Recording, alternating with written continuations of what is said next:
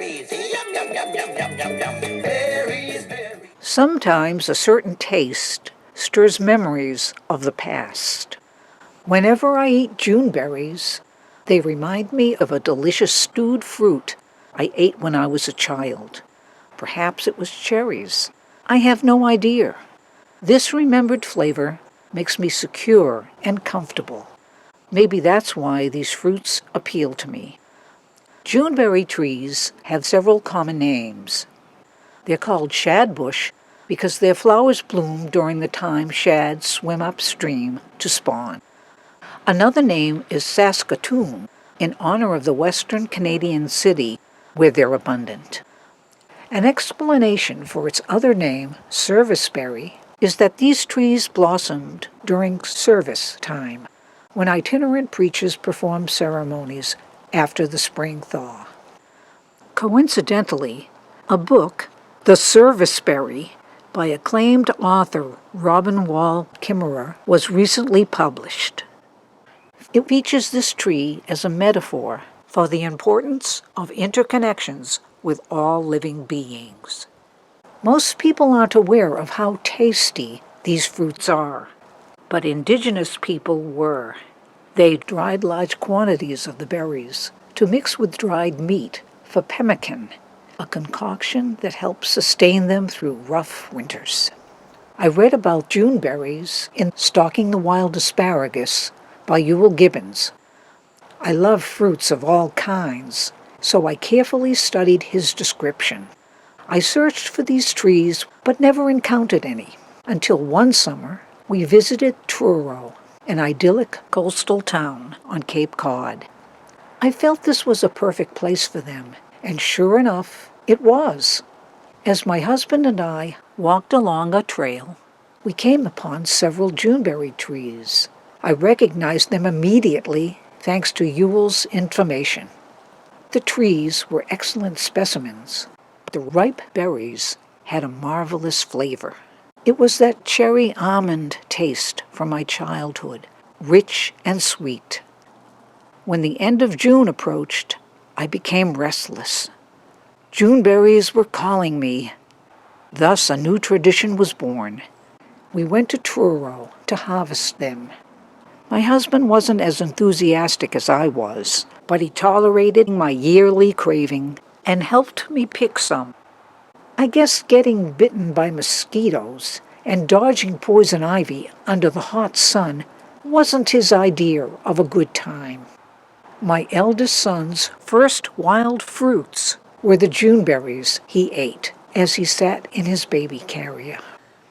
Once I identified Juneberry trees, I began to notice some in my neighborhood.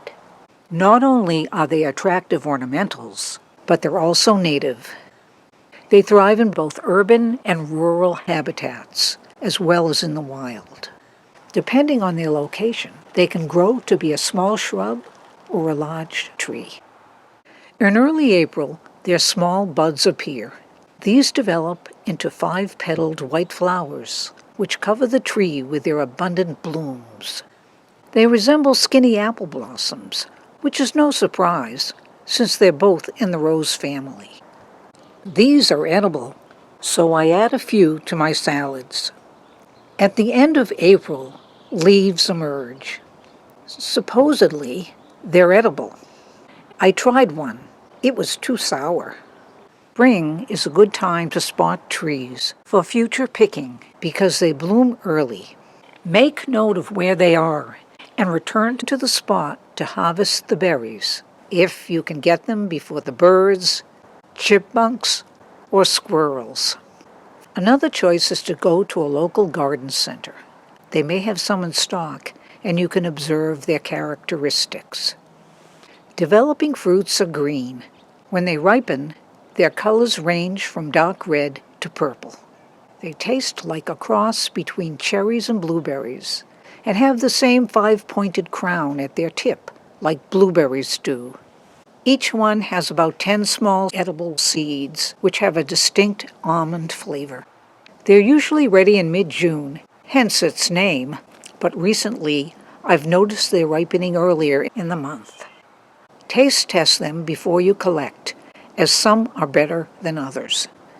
The crop can vary from year to year. In some seasons, trees are loaded with fruit. During others, hardly any. Since birds can strip the tree of all fruit in a matter of hours, even if it's not ripe, it's critical to be vigilant and observant if you want to get berries for yourself. You may notice some misshapen berries or others covered with a bunch of spikes. These produce an orange powder that spreads from berry to berry. Some years the infestation is worse than others. Fortunately, this fungal rust doesn't harm the tree, but it ruins the berries. Since I pick so many of these fruits at one time, I've devised a system that enables me to use both hands at once.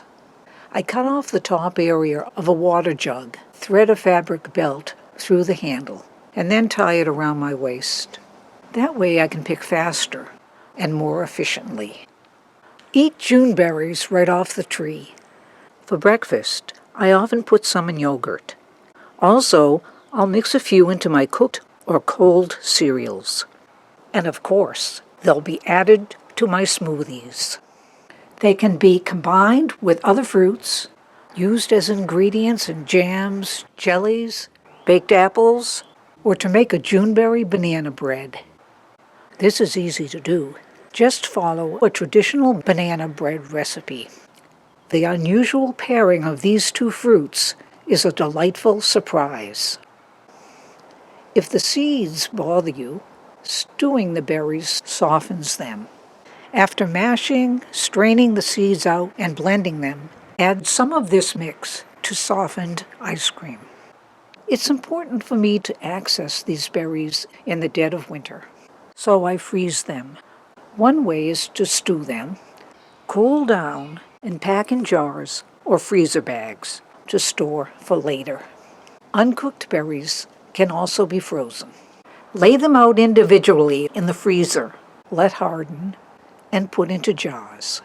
With this method, they may lose some of their sweetness. I've been eating Juneberries for over 60 years, and my mouth still waters when I anticipate the upcoming harvest. Yum, yum, yum, yum, yum, yum. Berries, berries.